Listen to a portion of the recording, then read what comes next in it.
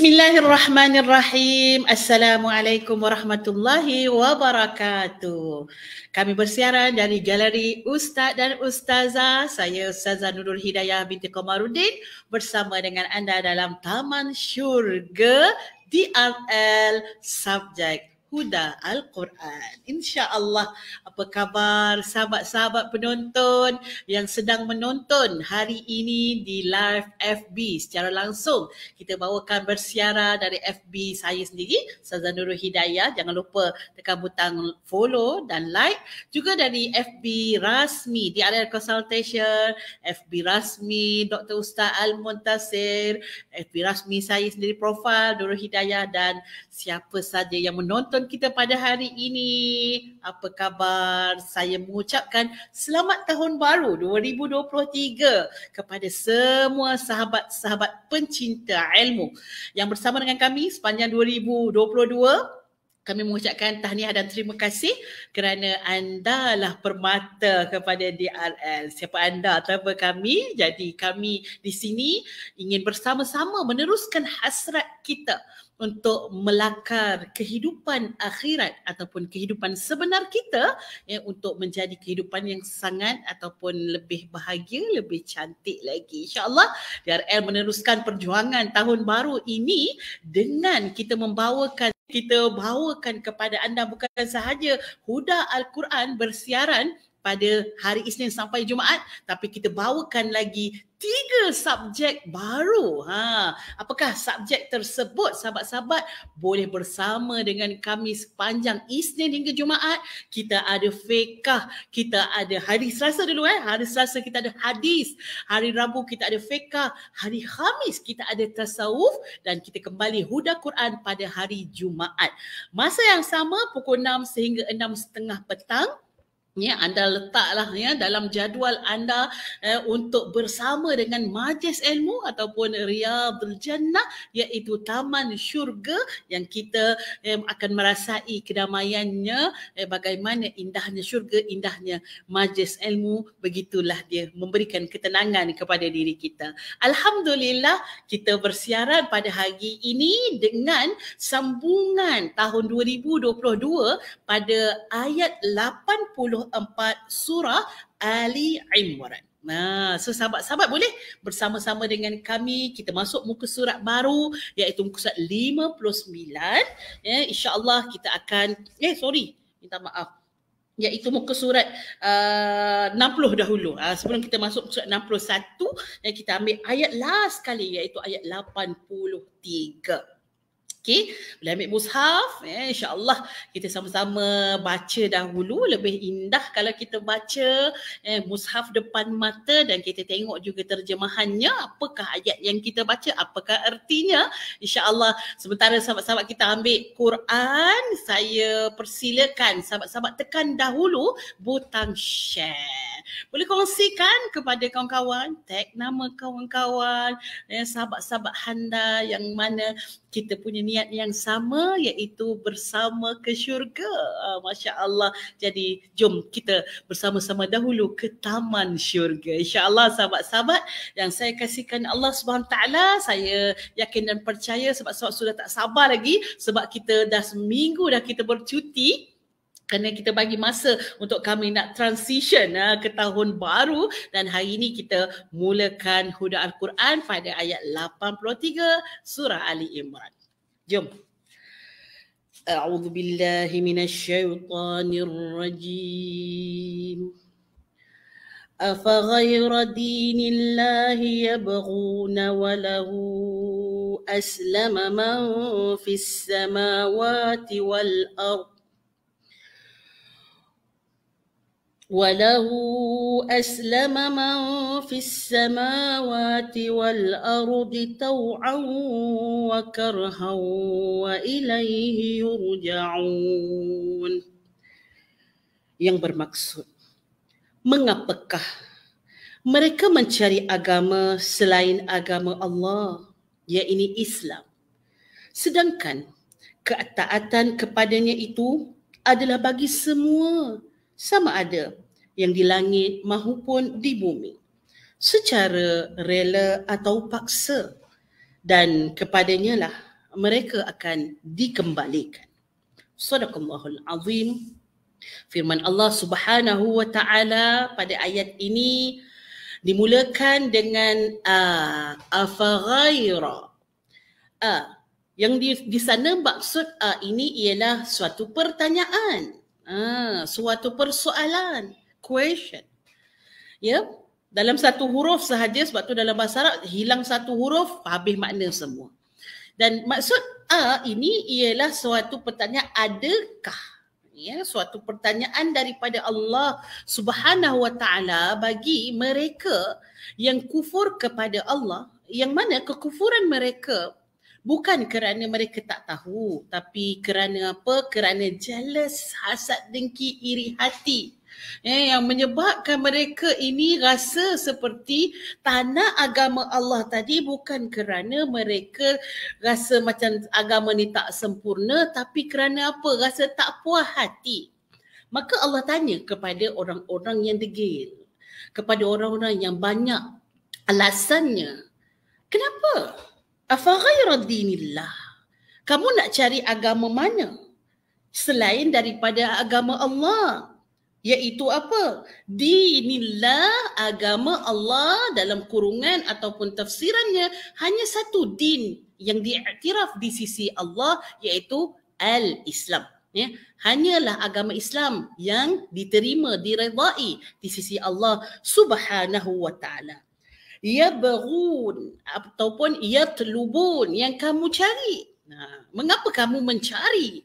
Kenapa kamu cuba untuk finding agama yang lain? Ini maksud yabghun, iaitu yatlubun, kamu mencari agama yang lain. Sedangkan Allah kata, walahu aslama man fis samawati wal ard. Allah sebut, sedangkan kamu melihat manusia yang sama ada yang berakal ataupun selain daripada manusia yang itu tidak berakal, semuanya telah tunduk aslama. Jadi Islam ni sahabat-sahabat asal dari daripada perkataan tunduk, yang itu yang jadi Islam. Aslama, sedangkan Allah kata apa yang ada di atas muka bumi ini, di bawah langit ini ataupun di atas langit ini, man fis samawati wal ard.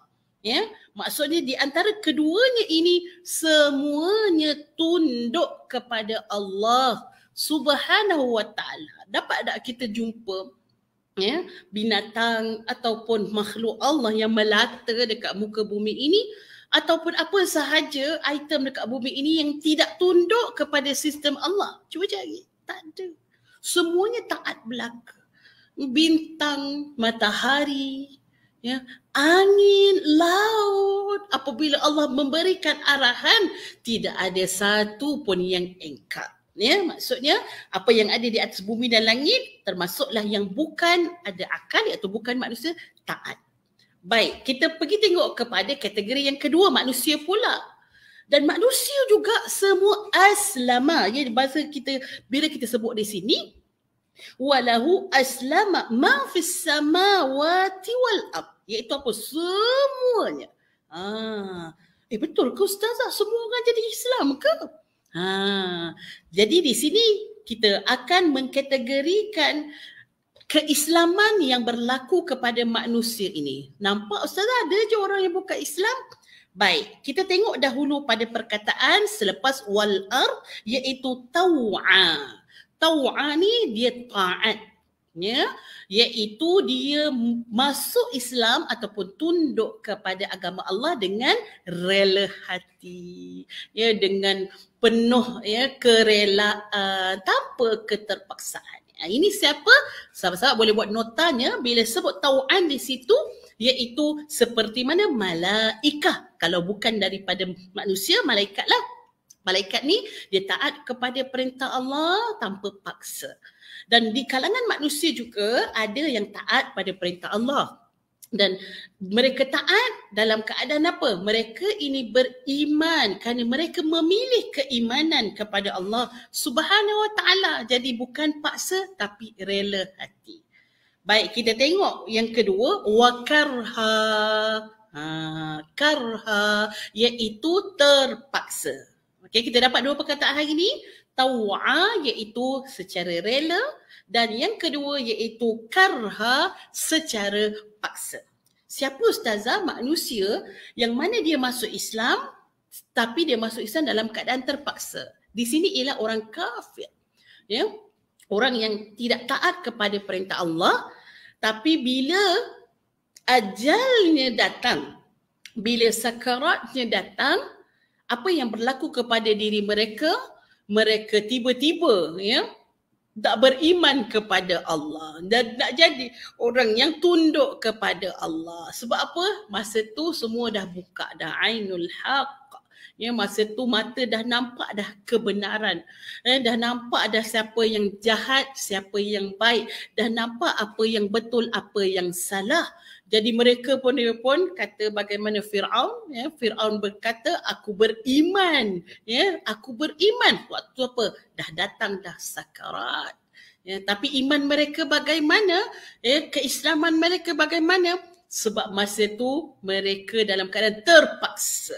Karha. Mereka dah sangat-sangat dekat. Sebab tu kita boleh lihat kepada antara syarat seseorang itu bertaubat kepada Allah selagi mana tidak sampai nyawa itu melepasi bahagian dada. Kalau dah melepasi bahagian dada, memang ramai orang yang beriman. Bukan ramai saja, semua orang mesti akan beriman kepada Allah, tapi masa itu sudah tidak lagi diterima. Taubat keislaman dia, mengaku Islam pada waktu itu tidak lagi dikira sebagai kerelaan hati, tapi sebagai keterpaksaan. Wa ilaihi yurja'un, dan kepadanya lah yang ini Allah kita semua akan kembali. Sama ada kita nak kembali cepat, kita nak kembali kepada Allah sewaktu kita di dunia, ataupun nak tunggu kita kembali betul-betul pada Allah baru nak kembali. Semua kita tanpa pilihan, semua akan mati dan akan kembali kepada Allah. Jom. Sahabat-sahabat, setakat ni okey lagi tak? Kalau okey boleh tuliskan di ruangan komen. Okey Ustazah, jom kita semangat lagi. Kita nak masuk ni ayat 84. Ayat ni panjang sikit tapi ayat ni sangat penting dalam menentukan keimanan kita kepada Allah Subhanahu Wa Taala. Jemput dulu petang-petang ni kita minum. Kita minum dulu. Bismillahirrahmanirrahim. Baik. Kita baca ayat 84. Okay? Muka surat 61.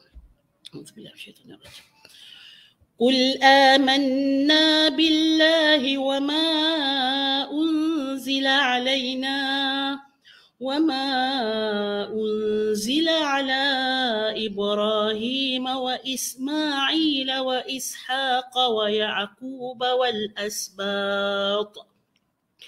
وما أوتي موسى وعيسى والنبيون من ربهم لا نفرق بين أحد منهم ونحن له مسلمون. Surah Allah. Ayat 84, katakanlah wahai Muhammad, kami percaya kepada Allah, Al-Quran yang diturunkan kepada kami, apa yang diturunkan kepada Nabi Ibrahim, Nabi Ismail, Nabi Ishaq, Nabi Yaqub serta anak-anaknya, dan apa yang diturunkan kepada Nabi Musa dan Nabi Isa serta kepada para nabi dari Tuhan mereka. Kami tidak membezakan seorang pun di kalangan mereka dengan yang lain dan hanya kepadanya lah kami menyerahkan diri. Baik. Sahabat-sahabat yang saya kasihkan Allah Subhanahu Wa Taala, bila kita sebut di dalam Al-Quran qul, iaitu katakanlah, suatu arahan kepada Nabi kita Muhammad sallallahu alaihi wasallam. Qul, kalaupun maksudnya dia punya takdirnya qul ya Muhammad, katakanlah wahai Muhammad. Sebab tu dalam kurungan kita boleh nampak ada kurungan dan ditambah Nabi Muhammad, walaupun dalam perkataan dalam ayatnya tidak termaktub, kul sahaja. Baik. Allah Subhanahu Wa Taala berfirman menyuruh Nabi sallallahu alaihi wasallam beriman, katakanlah bahawa kamu beriman dengan Allah. Sepatutnya apa ayat ni bukan amanna. Betul tak? Sahabat-sahabat tengok Al-Quran, bukan amanna tapi amantu. Nah, sebab Nabi kan seorang. Tapi kenapa sebut amanna? Nabi ramai ke? Maksud digunakan nun alif di sini, na iaitu menyatakan ataupun membawa kepada ramai kami, bukannya aku iaitu amantu, kerana nak menunjukkan bahawa Nabi SAW mengajak bukan Nabi sahaja, siapa yang beriman dengan Nabi juga dia akan beriman sebagaimana imannya Nabi. Dapat tak? Kalau kita beriman dengan Nabi Muhammad dan Nabi Muhammad beriman dengan gaya A, kita akan beriman dengan gaya A lah. So Nabi nak ajak kita semua sekali. Kita ikut bagaimana keimanan Nabi, begitulah keimanan kita. Jangan bersalahan dengan keimanan Nabi. Sebab tu disebut dalam ayat ini bukan aku sahaja, bukan amantu, tapi amanna, ajak sekali umat Nabi sallallahu alaihi wasallam. Baik. Yang kedua mungkin juga kita boleh kata apabila nun alif ataupun yang menunjukkan ramai ini biasanya digunakan bukan sahaja menunjukkan dia ta'addud atau berbilang, tapi menunjukkan ta'zim, ya, iaitu nun yang membawa kepada hebatnya, besarnya yang berkata tadi itu, ya, Nabi sallallahu alaihi wasallam adalah makhluk yang paling afdal untuk kita besarkan, ya, yang untuk kita puja, kan, untuk kita mengagungkannya, makhluk yang paling layak. Maka Nabi SAW menyebut amanna untuk apa? Ta'zim, kedudukan Nabi SAW. Baik, apa yang Nabi beriman ni? Amanna billah. Sesungguhnya kami beriman dengan Allah. Nombor satu. Kalau kita nak beriman, kita mesti letakkan keimanan dengan Allah secara esa tanpa kita mensyirikkan Allah dengan sesuatu. Allah Al-Ahad, Allah yang sahaja, esa, tunggal. Mesti amanna billah. Okey, billah iaitu dengan Allah yang satu. Kemudian apa lagi yang Nabi beriman? وَمَا أُنْزِلَ عَلَيْنَا, dan apa yang diturunkan, unzila iaitu diturunkan, alaina ke atas kami. What is? Apa perkara yang diturunkan ke atas kami itu? Iaitu Al-Quran, wahyu. Sebab ingatkan tadi amanna itu kembali kepada Nabi sallallahu alaihi wasallam dan juga umat Nabi. Jadi apa yang turun ke atas Nabi? Wahyu, yang mana secara umumnya, ya, secara seluruhnya maka disebut sebagai Al-Quran. Wahyu Al-Quran yang diturun kepada Nabi, Nabi beriman keseluruhannya. Wa ma unzila, nampak tak? Berulang balik. Tadi wa ma unzila alaina. Sekarang ni wa ma unzila ala. Dah berapa? 3 dah. So yang pertama, kami beriman kepada Allah. Yang kedua, beriman kepada Al-Quran. Yang ketiga, beriman juga kepada ala Ibrahim. Apa sahaja wahyu yang turun kepada Nabi Ibrahim, yang turun kepada Nabi Ismail, yang turun kepada Nabi Ishaq, yang turun kepada Nabi Yaqub, dan yang turun kepada Al-Asbaq. Dan 5 nama yang diangkat pada ayat ini, iaitu nama para Nabi, yang mana mereka ini juga menerima wahyu. Kalau kita beriman dengan Allah, beriman dengan Nabi Muhammad sallallahu alaihi wasallam, beriman dengan kitab, maka kita kena juga beriman dengan nabi-nabi sebelum ni. Nampak tak sahabat-sahabat?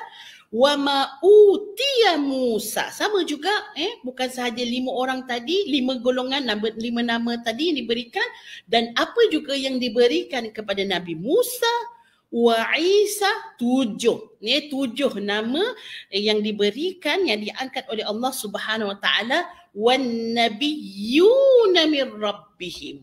Dan nabi-nabi yang datang daripada Tuhannya.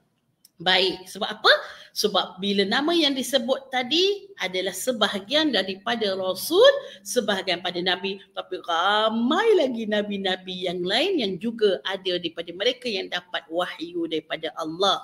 Yang mana dapat wahyu wajib untuk sampaikan. Ada yang dapat wahyu yang tak wajib untuk sampaikan, iaitu kita bagi nama Nabi. Kalau wajib disampaikan, namanya Rasul. Baik, apa dia punya tindakan dia? Tindakan kita sebagai manusia, la nufarriqu baina ahadim minhum. Sahabat-sahabat, bila disebutkan nama Nabi-Nabi tadi, Nabi Ibrahim, kita ulang balik, Nabi Ismail, Nabi Ishaq, Nabi Yaqub dan Asbat. Asbat ini adalah anak-anak Nabi Yaqub. Ya, bila kita nampak perkataan Al-Asbat dalam Al-Quran, ini maksudnya Bani Israel, iaitu Nabi Yaqub disebut sebagai Israel. Ya, Bani Israel ialah anak-anak Nabi Yaqub ataupun nama lainnya Al-Asbat. Antaranya Nabi Yusuf alaihi salam. Okey, so mereka ini juga kita kena beriman kepada mereka sebab ramai daripada Bani Israel ini yang Allah angkat menjadi nabi. Kan sangat ramai, antara yang paling ramailah nabi daripada kalangan Bani Israel. Okey, so sahabat-sahabat, terus lagi Nabi Musa, Nabi Isa. Tindakan daripada kita, apa yang kita perlu lakukan, la nufarriqu baina ahadim minhum. Kami ni tak beza antara para nabi dan rasul ini, semua kami beriman dengan dia. Kita tak buat macam orang Yahudi, tak buat juga macam orang Nasrani, kita tak buat macam orang-orang lain yang mana mereka ini menjadi kufur kerana mereka membeza-bezakan nabi. Yang dia kata kita nak ambil nabi kita je, iaitu siapa? Nak ambil Nabi Isa saja. Nabi Muhammad, I don't want to beriman, I don't want to believe. Ya, Nabi Muhammad, kita dengan Jesus saja. Orang Yahudi pula dia ada ambil Moses saja. Ya, beriman dengan Nabi Musa saja, tak boleh juga. So jadi kena ambil semuanya, iaitu kesemua yang diturunkan oleh Allah, kita beriman dengan keseluruhannya, tak boleh menjuzuk-juzukkan. Ini termasuk di dalam kesempurnaan akidah. Kita ada cerita benda ni di dalam buku Petunjuk Nabi. Antara perkara kenapa kita kena kenal 25 Nabi dan Rasul. Ada orang tanya, Ustazah, bukan ke Nabi Daud tu bukan Nabi kita, buat apa kita nak ni? Tak, la nufarriqu baina ahadin minhum. Kita tak boleh membezakan dia Nabi, maka kita beriman kepada Nabi Muhammad, kena beriman pada seluruh nabi-nabi yang diimani juga oleh nabi kita Muhammad sallallahu alaihi wasallam. Wa nahnu lahu muslimun, dan kami semua telah menjadi muslim, iaitu siapa sahaja yang beriman kepada Allah, beriman kepada Al-Quran, beriman kepada nabi-nabi berserta kitab-kitab samawi yang diturunkan kepada mereka, barulah dia digelar sebagai muslim. Kalau dia menjuzuk-juzukkan nabi-nabi, tak kira muslim. Ataupun dia tak beriman pada Allah, tidak muslim. Wa man yabtaghi ghairal islami dina فَلَنْ يُقْبَلَ مِنْهُ وَهُوَ فِي الْآخِرَةِ مِنَ الْخَاسِرِينَ. Ayat terakhir untuk hari ini, ayat 85.